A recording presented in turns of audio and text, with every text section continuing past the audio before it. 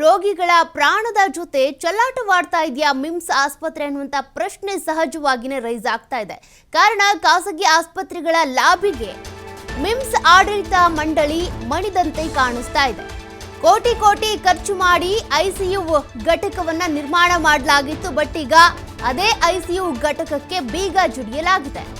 ಮಂಡ್ಯ ಮಿಮ್ಸ್ ಅಧಿಕಾರಿಗಳ ನಿರ್ಲಕ್ಷ್ಯಕ್ಕೆ ತೀವ್ರ ನಿಗಾ ಘಟಕವನ್ನ ಬಂದ್ ಮಾಡಲಾಗಿದೆ. ವೈದ್ಯರು ಹಾಗೂ ಸಿಬ್ಬಂದಿ ಕೊರತೆಯ ನೆಪವೊಡ್ಡಿ ಈ ರೀತಿ ಬೀಗ ಹಾಕಿದೆ ಆಡಳಿತ ಮಂಡಳಿ. ಯಾಕೆ ಈ ರೀತಿಯಾಗಿ ನಿರ್ಲಕ್ಷ್ಯ, ಏನ್ ಲಾಬಿ ಮಾಡ್ತಿದ್ದಾರೆ? ಸಹಜವಾಗಿಯೇ ಸಾರ್ವಜನಿಕರಿಗೆ ಅಲ್ಲಿ ಬರುವಂತ ರೋಗಿಗಳಿಗೆ ಪ್ರಶ್ನೆಗಳು ಹುಟ್ಕೊಳ್ತವೆ.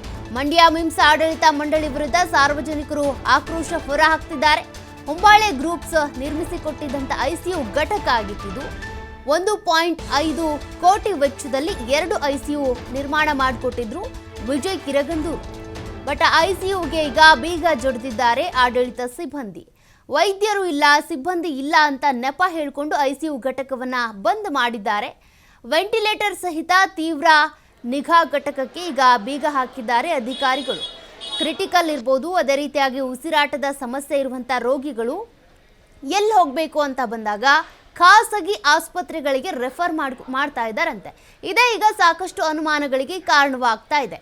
ಅಂದರೆ ಈ ಖಾಸಗಿ ಆಸ್ಪತ್ರೆಗೆ ಹೋದರೆ ಒಂದಿಷ್ಟು ದುಡ್ಡಾದರೂ ಬರುತ್ತಲ್ಲ, ಹಾಗಾಗಿ ಗೌರ್ಮೆಂಟ್ ಆಸ್ಪತ್ರೆಯಲ್ಲಿ ಇದಿರೋದು ಬೇಡ ಅನ್ನುವಂಥ ಕಾರಣಕ್ಕೆ ಐಸಿಯುಗೆ ಬೀಗ ಜಡಿದ್ಬಿಟ್ಟು ಇಂತಹ ಪೇಷಂಟ್ಸ್ ಬಂದರೆ, ಕ್ರಿಟಿಕಲ್ ಕಂಡೀಷನ್ ಇರುವಂಥವ್ರು, ಉಸಿರಾಟದ ತೊಂದರೆ ಇರುವಂಥ ಪೇಷಂಟ್ಸ್ ಬಂದರೆ ಖಾಸಗಿ ಆಸ್ಪತ್ರೆಗೆ ರೆಫರ್ ಮಾಡ್ತಾ ಇದ್ದಾರಂತೆ. ಐಸಿಯು ಬಂದ್ ನೆಪ ಹೇಳಿ ಖಾಸಗಿ ಆಸ್ಪತ್ರೆಗಳಿಗೆ ವೈದ್ಯರು ಕಳಿಸ್ತಾ ಇದ್ದಾರೆ. ಐಸಿಯು ಯಾಕೆ ಬಂದ್ ಮಾಡಿದ್ದೀರಾ ಅಂತ ಅಂದರೆ ಇಲ್ಲಿ ಆಸ್ಪತ್ರೆಯಲ್ಲಿ ಸಿಬ್ಬಂದಿ ಕೊರತೆ ಇದೆ, ವೈದ್ಯರ ಕೊರತೆ ಇದೆ ಅಂತ ಹೇಳ್ತಿದ್ದಾರಂತೆ. ಮೈಸೂರು ಬೆಂಗಳೂರಿನ ಆಸ್ಪತ್ರೆಗಳಿಗೆ ನಿತ್ಯ ನೂರಾರು ಜನರು ಈ ರೀತಿ ಬರ್ತಿದ್ದಾರೆ, ಹಿಡಿ ಶಾಪ ಹಾಕ್ತಿದ್ದಾರೆ. ಬೇಗ ಎಚ್ಚೆತ್ಕೊಳ್ಳಿ ಅಂತ ಕೂಡ ಮನವಿ ಮಾಡಿಕೊಳ್ತಿದ್ದಾರೆ. ಮಂಡ್ಯ ಜಿಲ್ಲಾಸ್ಪತ್ರೆಯ ಅವ್ಯವಸ್ಥೆಗಳ ಬಗ್ಗೆ ಭಾಳಷ್ಟು ಸುದ್ದಿಯಲ್ಲಿದೆ. ಮಂಡ್ಯ ಜಿಲ್ಲಾಸ್ಪತ್ರೆ ರೋಗಿಗಳಿಗೆ ಚಿಕಿತ್ಸೆ ಕೊಡಬೇಕಾಗಿರುವಂಥ ಒಂದು ಜಿಲ್ಲಾಸ್ಪತ್ರೆ ಶವಗಳನ್ನು ತೆಗೆದುಕೊಂಡು ಹೋಗುವಂಥ ಮನೆ ಆಗ್ತಾ ಇದೆ. ಯಾಕೆ ಅಂತ ಹೇಳಿದ್ರೆ ಕೋಟ್ಯಾಂತರ ರೂಪಾಯಿಯನ್ನು ಖರ್ಚು ಮಾಡಿ ಮಂಡ್ಯ ಜಿಲ್ಲೆಯ ರೋಗಿಗಳಿಗೆ ರಾಮನಗರ, ತುಮಕೂರು, ಕೊಳ್ಳೇಗಾಲ, ಚಾಮರಾಜನಗರ, ಮೈಸೂರು ಭಾಗದಿಂದ ಬರುವಂಥ ರೋಗಿಗಳ ಅನುಕೂಲ ಆಗಲಿ ಅಂತೇಳಿ ಕೋವಿಡ್ ಸಂದರ್ಭದಲ್ಲಿ ಹೊಂಬಾಳೆ ಗ್ರೂಪ್ಸ್ನವರು ಕೋಟ್ಯಾಂತರ ರೂಪಾಯಿ ಖರ್ಚು ಮಾಡಿ ದಾನಿಗಳ ರೂಪದಲ್ಲಿ ಮಂಡ್ಯ ಜಿಲ್ಲೆಗೆ 51 ಬೆಡ್ಡನ್ನು ದಾನ ಮಾಡೋದರ ಮೂಲಕ ಐಸವನ್ನು ಕೊಟ್ಟಿದ್ದಾರೆ. ಇಂಥದ್ದನ್ನು ಸಮರ್ಪಕವಾಗಿ ಬಳಸ್ಕೋಬೇಕಾಗಿರುವಂಥ ಜಿಲ್ಲಾ ಆಸ್ಪತ್ರೆ ಇವತ್ತು ಯಾವ ಸ್ಥಿತಿಯಲ್ಲಿದೆ, ಅದನ್ನು ರೋಗಿಗಳಿಗೆ ಬಂದು ಚಿಕಿತ್ಸೆ ಕೊಡಬೇಕಾಗಿರುವಂಥ ಒಂದು ಜಿಲ್ಲಾ ಆಸ್ಪತ್ರೆ ಇಂದು ಸಿಬ್ಬಂದಿಗಳಿಲ್ಲ, ಡಾಕ್ಟ್ರಿಲ್ಲ ಅಂಥೇಳಿ ಉಡಾಫೆ ಉತ್ತರವನ್ನು ಕೊಡುವಂಥ ಕೆಲಸ ಜೊತೆಗೆ ಆ ಕೊಠಡಿಯನ್ನು ಬೀಗ ಹಾಕುವಂಥ ಕೆಲಸವನ್ನು ಮಾಡಿದ್ದಾರೆ. ಐಸಿಯು ಅಂದ್ರೇನು? ಅತ್ಯಂತ ತೀರಘಟ್ಟದಲ್ಲಿ ಪ್ರಾಣದಲ್ಲಿ ಒದ್ದಾಡುವಂಥ ರೋಗಿಗಳಿಗೆ ಜೀವವನ್ನು ಉಳಿಸುವ ಆ ಕೊಠಡಿಯ ವ್ಯವಸ್ಥೆಯ ಸ್ಥಿತಿ ಹೇಗಿದೆ ಅಂತೇಳಿದ್ರೆ, ನಾವು ಇವತ್ತು ರೋಗಿಗಳನ್ನು ಕರ್ಕೊಂಡೋದ್ರೆ ಚಿಕಿತ್ಸೆ ಕೊಡೋದಲ್ಲ, ಅವರು ರೆಫರ್ ಮಾಡುವಂಥ ಕೆಲಸವನ್ನು ಮೈಸೂರಿಗೆ ತಗೊಂಡೋಗಿ, ಬೆಂಗಳೂರಿಗೆ ತಗೊಂಡೋಗಿ, ಏನು ಸ್ವಾಮಿ, ರೋಗಿಗಳು ತಮ್ಮ ಕಷ್ಟದಲ್ಲಿ ಒದ್ದಾಡುವ ಸಂದರ್ಭದಲ್ಲಿ ಮಂಡ್ಯ ಜಿಲ್ಲೆ ರೈತರು ಎಷ್ಟು ಸಂಕಷ್ಟದಲ್ಲಿದ್ದಾರೆ ಗೊತ್ತಾ? ಅನಾಥ ಸ್ಥಿತಿಯಲ್ಲಿದೆ. ಇಂಥ ಸ್ಥಿತಿ ಸಂದರ್ಭದಲ್ಲಿ ಚಿಕಿತ್ಸೆ ಕೊಡಬೇಕಾಗಿರುವ ಜಿಲ್ಲಾ ಆಸ್ಪತ್ರೆ ವ್ಯವಸ್ಥೆಗಳು ಈ ಥರ ಆಯಿತು ಅಂತ ಹೇಳಿದ್ರೆ, ಯಾಕೆ ಸ್ವಾಮಿ ನೀವು ಮಂಡ್ಯ ಜಿಲ್ಲಾ ಉಸ್ತುವಾರಿ ಸಚಿವರು, ಶಾಸಕರು, ಸಂಸದರು ಏನು ಮಾಡ್ತಾಯಿದ್ದೀರಿ ಸ್ವಾಮಿ? ಮಂಡ್ಯ ಜಿಲ್ಲಾ ಆಸ್ಪತ್ರೆಯ ಡೈರೆಕ್ಟ್ರ್ ಏನು ಮಾಡ್ತಾಯಿದ್ದೀರಿ ನೀವು? ಅಲ್ಲಿರುವಂಥ ಮುಖ್ಯಸ್ಥರು ಏನು ಮಾಡ್ತಿದ್ದಾರೆ? ಅಲ್ಲ ಸ್ವಾಮಿ, ದಾನವಾಗಿ ಕೊಡುವಂಥ ದಾನವನ್ನು ಸಮರ್ಪಕವಾಗಿ ಬಳಸ್ಕೊಳ್ಳೋಕ್ಕಾಗಲಿಲ್ಲ ಅಂತ ಹೇಳಿದ್ರೆ ನೀವು ಆ ಹುದ್ದೆಯಲ್ಲಿ ಕೂರಬಾರ್ದು ಅನ್ನುವ ಆಗ್ರಹವನ್ನು ಕನ್ನಡ ಸೇನೆ ಕರ್ನಾಟಕ ಮಾಡ್ತಾಯಿದೆ. ಸೋಮವಾರನೇ ನಮ್ಮ ಹೋರಾಟ ಪ್ರಾರಂಭ ಆಗ್ತದೆ. ಏನು ಹೊಂಬಾಳೆ ಗ್ರೂಪ್ಸರ್ ಕೊಟ್ಟಿರುವಂಥ ಐಸಿಯು ಘಟಕ ಓಪನ್ ಆಗಬೇಕು. ನಿಮ್ಮ ಮಾತು ನಾವು ಕೇಳೋಕ್ಕೆ ರೆಡಿ ಇಲ್ಲ. ನಮ್ಮ ರೋಗಿಗಳಿಗೆ ಅನುಕೂಲ ಆಗಬೇಕು. ಮಂಡ್ಯ ಜಿಲ್ಲಾಸ್ಪತ್ರೆಯ ಅವ್ಯವಸ್ಥೆಗಳ ಬಗ್ಗೆ ಭಾಳಷ್ಟು ಸುದ್ದಿಯಲ್ಲಿ. ಐಸಿಯು ಅಂದರೆ ಇದು ಆಲ್ಮೋಸ್ಟ್ 24 hours ಮಾನಿಟ್ರಿಂಗ್ ಇರುವಂಥ ಸೆಟಪ್ನ ನಾವು ಮಾಡಬೇಕಾಗತ್ತೆ. ಅದು ಈಗ ತಾಲೂಕು ಹಾಸ್ಪಿಟಲಲ್ಲೂ ಇದೆ, ಡಿಸ್ಟ್ರಿಕ್ಟ್ ಹಾಸ್ಪಿಟಲಲ್ಲೂ ಕೂಡ ಇದೆ. ಹೆಚ್ಚಿನ ಮಟ್ಟಿಗೆ ನಾವು ಡಿಸ್ಟ್ರಿಕ್ಟ್ ಹಾಸ್ಪಿಟಲನ್ನು ಮೆಡಿಕಲ್ ಕಾಲೇಜಲ್ಲಿ ಈಗ ನೋಡ್ತೀವಿ. ಈಗ ಶ್ವಾಸಕೋಶಕ್ಕೆ ಸಂಬಂಧಪಟ್ಟದ್ದಾಗಿರ್ಬೋದು, ಹಾರ್ಟಿಗೆ ಸಂಬಂಧಪಟ್ಟದ್ದಾಗಿರ್ಬೋದು, ನರ್ವಸ್ ಸಿಸ್ಟಮ್ಗೆ ಸಂಬಂಧಪಟ್ಟಿದ್ದಾಗಿರ್ಬೋದು, ಅಥವಾ ಪಾಯ್ಸನ್ ಕೇಸಸ್ ಬರ್ತಾ ಇರ್ತವೆ. ಈ ಥರ ಎಮರ್ಜೆನ್ಸಿ ಕೇಸಸ್ಗಳನ್ನ ಮಾನಿಟ್ರ್ ಮಾಡಬೇಕು ಅಂತ ಅಂದರೆ 24 hours ನಮಗೆ ಐಸಿಯು ಸೆಟಪ್ ಇರಲೇಬೇಕು. ಅದರಲ್ಲಿ ICU ಸೆಟಪಲ್ಲಿ ಕೂಡ we need ventilators.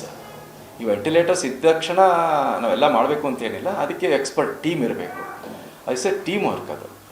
Every 6 hours the team staff nurses ಇರ್ಬೋದು, ಡಾಕ್ಟರ್ಸ್ ಇರ್ಬೋದು, ಅದಕ್ಕೆ ಡಾಕ್ಟರ್ಸ್ ಸ್ಪೆಷಲಿಸ್ಟ್ ಆದರೆ ಲೈಕ್ ಅನಸ್ಥೆಟಿಸ್ಟ್ ಇರ್ಬೋದು, ಡ್ಯೂಟಿ ಡಾಕ್ಟರ್ಸ್ ಇರ್ಬೋದು, ಗ್ರೂಪ್ ಡಿಗಳು ಇರ್ಬೋದು, ಇವರೆಲ್ಲ ಟೀಮ್ ವರ್ಕ್ ಅದು.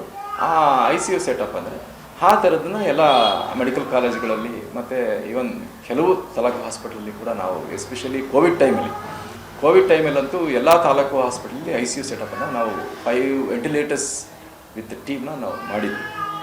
ಸೊ ಅದೇ ಟೈಮಲ್ಲಿ ಕೂಡ ಮಿಮ್ಸಲ್ಲಿ ಆಲ್ಮೋಸ್ಟ್ ಒಂದು 80 to 100 ವೆಂಟಿಲೇಟರ್ಸ್ಗಳ ಕೆಲವು ಗೌರ್ಮೆಂಟ್ ಸಪ್ಲೈ ಆಗಿತ್ತು, ಕೆಲವು ದಾನಿಗಳು ಮಾಡಿದರು. ಸೊ ಅವೆಲ್ಲ ಕೂಡ ವರ್ಕು ಕೂಡ ಆಗ್ತಾಯಿತ್ತು. ಅವಾಗ ಟೀಮ್ ಕೂಡ ನಾವು ಜಾಸ್ತಿ ಮಾಡಬೇಕಾಗಿತ್ತು, ಎಲ್ಲ ಹೈರ್ ಮಾಡಿಕೊಂಡು ನಾವು ವರ್ಕ್ ನಡೀತಾ ಇತ್ತು.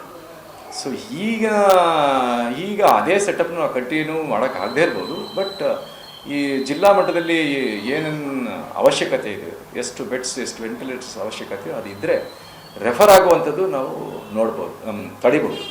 ಎಸ್ಪೆಷಲಿ ಈ ಮೆಡಿಕಲ್ ಕಾಲೇಜ್ ಬಂದಮೇಲೆ ಹೈಯರ್ ಸೆಂಟ್ರಿಗೆ ವೆಂಟಿಲೇಟರ್ ಇಲ್ಲ ಅಂತ ರೆಫರ್ ಮಾಡೋದು ತಪ್ಪಾಗುತ್ತೆ. ಯಾಕೆಂದರೆ ಸಾಕಷ್ಟು ವೆಂಟಿಲೇಟರ್ಸ್ಗಳಿದ್ದಾವೆ. ಈಗ PG ಪೋಸ್ಟ್ ಗ್ರಾಜ್ಯುಯೇಟ್ಸ್ ಸ್ಟೂಡೆಂಟ್ಸ್ ಇದ್ದಾರೆ ಎಲ್ಲ ಡಿಪಾರ್ಟ್ಮೆಂಟಲ್ಲೂ ಇದ್ದಾರೆ. ಸರ್ಜರಿ ಇರ್ಬೋದು, ಮೆಡಿಸಿನ್ ಇರ್ಬೋದು.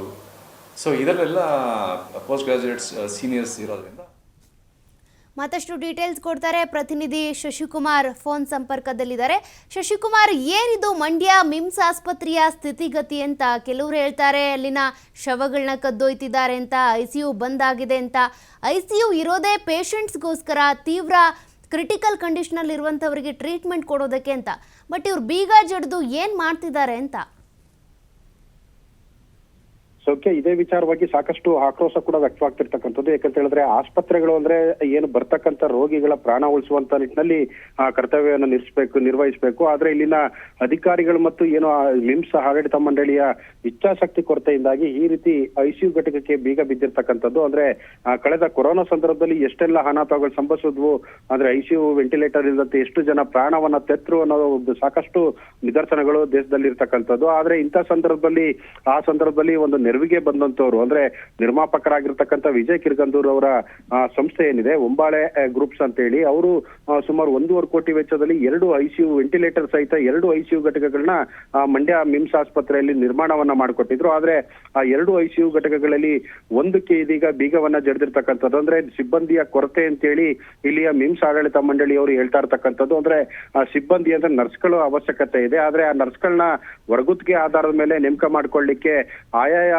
ಮಿಮ್ಸ್ ಅಂದ್ರೆ ಏನು ವೈದ್ಯಕೀಯ ಇಲಾಖೆ ಇದೆ, ಈ ಒಂದು ಮಿಮ್ಸ್ ಆಸ್ಪತ್ರೆ ಏನಿದೆ, ಮಿಮ್ಸ್ ಆಸ್ಪತ್ರೆಯ ನಿರ್ದೇಶಕರಿಗೆ ಸಂಪೂರ್ಣ ಜವಾಬ್ದಾರಿಯನ್ನು ಕೂಡ ಸರ್ಕಾರ ಕೊಟ್ಟಿರ್ತಕ್ಕಂಥದ್ದು. ಆದ್ರೆ ಇಲ್ಲಿನ ನಿರ್ದೇಶಕರ ಇಚ್ಛಾಶಕ್ತಿ ಕೊರತೆಯಿಂದಾಗಿ ಈ ರೀತಿ ಸಿಬ್ಬಂದಿ ಕೊರತೆ ಕೂಡ ಎದುರಾಗಿರ್ತಕ್ಕಂಥದ್ದು. ಆ ನಿಟ್ಟಿನಲ್ಲಿ ಇದೀಗ ICU ಘಟಕಕ್ಕೂ ಕೂಡ ಬೀಗವನ್ನ ಹಾಕಿರ್ತಕ್ಕಂಥದ್ದು. ಹೀಗಾಗಿ ಸಾಕಷ್ಟು ಆಕ್ರೋಶ ಕೂಡ ವ್ಯಕ್ತವಾಗ್ತಿರ್ತಕ್ಕಂಥದ್ದು. ಅಷ್ಟೇ ಅಲ್ಲ, ಇವರೇನು ಖಾಸಗಿ ಆಸ್ಪತ್ರೆಗಳ ಲಾಬಿಗೆ ಮಣಿದಿದ್ದಾರಾ ಅನ್ನೋ ಒಂದು ಪ್ರಶ್ನೆ ಕೂಡ ಹುಟ್ಟಾಕೊಂಡಿರ್ತಕ್ಕಂಥದ್ದು. ಯಾಕಂತ ಹೇಳಿದ್ರೆ ಇಲ್ಲಿಗೆ ಬರ್ತಕ್ಕಂಥ ರೋಗಿಗಳನ್ನ ಇಲ್ಲಿ ಚಿಕಿತ್ಸೆ ಕೊಟ್ಟು ಅವರಿಗೆ ICU ಘಟಕದಲ್ಲಿ ವೆಂಟಿಲೇಟರ್ ಸಹಿತ ಚಿಕಿತ್ಸೆಯನ್ನ ಕೊಡಬೇಕಾದಂತ ವೈದ್ಯಕೀಯ ಮಂಡಳಿಯವರು ಈ ರೀತಿ ಖಾಸಗಿ ಆಸ್ಪತ್ರೆಗಳಿಗೆ ಅಥವಾ ಅಕ್ಕಪಕ್ಕದ ನಗರಗಳು ಅಂದ್ರೆ ಮೈಸೂರು, ಬೆಂಗಳೂರುಗಳಿಗೆ ರೋಗಿಗಳನ್ನ ಶಿಫ್ಟ್ ಮಾಡ್ತಕ್ಕಂಥದ್ದು ಎಷ್ಟು ಸರಿ ಅನ್ನೋ ಪ್ರಶ್ನೆ ಕೂಡ ಶುರುವಾಗಿರ್ತಕ್ಕಂಥದ್ದು. ಹೀಗಾಗಿ ಏನು ಈ ರೀತಿಯ ಒಂದು ಖಾಸಗಿ ನರ್ಸಿಂಗ್ ಹೋಮ್ಗಳ ಲಾಬಿಗೆ ಮಣಿದು ಈ ರೀತಿ ಒಂದು ಕೃತ್ಯಕ್ಕೆ ಕೈ ಹಾಕಿರ್ಬಹುದು ಅಥವಾ ಇವರ ಇಚ್ಛಾಶಕ್ತಿ ಎಷ್ಟಿದೆ ಅನ್ನೋದ್ರ ಬಗ್ಗೆ ಕೂಡ ಪ್ರಶ್ನೆಯನ್ನ ಮಾಡ್ತಿರ್ತಕ್ಕಂಥದ್ದು.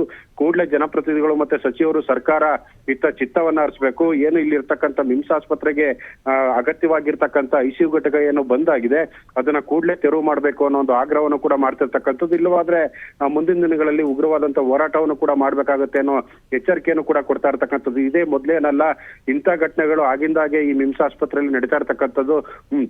ಏನು ಕ್ಯಾನ್ಸರ್ ಘಟಕ ಈಗಾಗಲೇ ಪೂರ್ಣಗೊಂಡಿದ್ರು ಕೂಡ ಅದನ್ನ ಉದ್ಘಾಟನೆ ಮಾಡ್ಲಿಕ್ಕೆ, ಅದನ್ನ ಪುನರಾರಂಭ ಮಾಡ್ಲಿಕ್ಕೂ ಕೂಡ ಇವರ ಇಚ್ಛಾಶಕ್ತಿ ಕೊರತೆಯಿಂದಾಗಿ ಕಳೆದ 3-4 ವರ್ಷಗಳಿಂದ ಕೂಡ ಅದು ನೆನೆಗೆ ಬಿದ್ದಿರ್ತಕ್ಕಂಥದ್ದು. ಹೀಗಾಗಿ ಇಲ್ಲಿಗೆ ಬರ್ತಕ್ಕಂಥ ಕ್ಯಾನ್ಸರ್ ರೋಗಿಗಳನ್ನ ಬೆಂಗಳೂರು ಅಥವಾ ಮೈಸೂರಿಗೆ ಶಿಫಾರಸ್ ಮಾಡಿ ಕಳಿಸ್ತಾ ಇರ್ತಕ್ಕಂಥದ್ದು ಕೂಡ ಇಲ್ಲಿನ ಜನರ ಆಕ್ರೋಶಕ್ಕೂ ಕೂಡ ಕಾರಣವಾಗಿರ್ತಕ್ಕಂಥದ್ದು. ಏನು ಈ ಮೊದಲು ಮಂಡ್ಯ ಮಿಮ್ಸ್ ಆಸ್ಪತ್ರೆಗೆ ಸೂಕ್ತ ಚಿಕಿತ್ಸೆನ ಕೊಡಬೇಕು ಅನ್ನೋ ಆಗ್ರಹ ಕೂಡ ಕೇಳಿ ಬರ್ತಾ ಇರ್ತಕ್ಕಂಥದ್ದು. ಸೌಖ್ಯ. Thank you Shashikumar.